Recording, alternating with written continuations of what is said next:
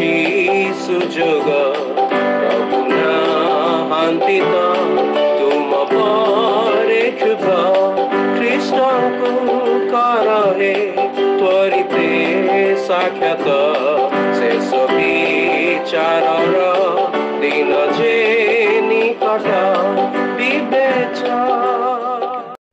प्रिय श्रोतावृंद आपण मानकु नमस्कार।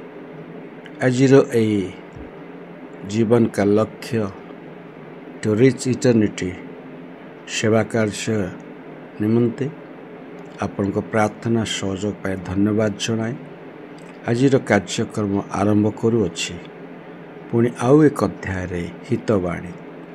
निश्चय आपण माने ए हितवाणी शुणा सहित यह आपण मानकर सांगसाथी बंधुबांधव मानकु ए हितवाणी बांटिबारे आमानकर साहाय्य करंत। निश्चय आपण आशीर्वाद पाइबे। प्रभु आपण समस्तंकर मंगल करत आसंतु। आजिर कार्यक्रम शुणी प्रभुंकर महिमा गौरव करिबा। आजिर हितवाणीर विषय मन परिवर्तन कर। गृहरे पितामाता निज संतान मानक सहित कथावार्ता कला बेले विभिन्न प्रकार कथावार्ता करिथांती। केतेबेले आस्ते आस्ते तो केतेबेले उच्च स्वर रे आउ केतेबेले अनुरोध करी तो अन्य केतेबेले आदेश देई कहिथांती।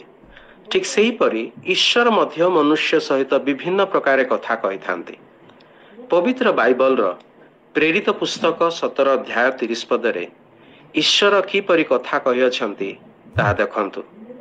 ईश्वर सही अज्ञानतार काल उपेक्षा करि अछंती सत्य, किंतु एबे से सर्वत्र समस्त मनुष्य को मन परिवर्तन करने निमंते जनांती। एही पदरे ईश्वर मनुष्य मान को अनुरोध करू नाहंती, किंतु आदेश देई कहंती। अज्ञानतार काल अर्थात भल और मंद को न बुझिबार काल, सेही समय को ईश्वर उपेक्षा करि अछंती, किंतु एबे सर्वत्र समस्त मनुष्य को मन परिवर्तन करने निमंते आज्ञा दियंती। मनुष्य निज जीवन रे सेतेबेले मन परिवर्तन करिबो जेतेबेले से ही ज्ञान प्राप्त हबो जे मु ईश्वरंक विरुद्ध रे कथा कहि अछि पुणी एबे सुधा सेही परी करूअछि। मन परिवर्तन अर्थ होछि मु जेउ मंद करिअछि तही प्रति दुख प्रकाश करिबा।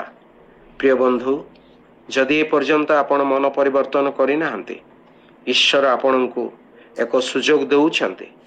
मन परिवर्तन करी निज पाप परित्याग करंतु एवं प्रभु यीशु ख्रीष्ट को निज जीवनर परित्राणकर्ता और प्रभु रूपे ग्रहण करंतु। धन्यवाद।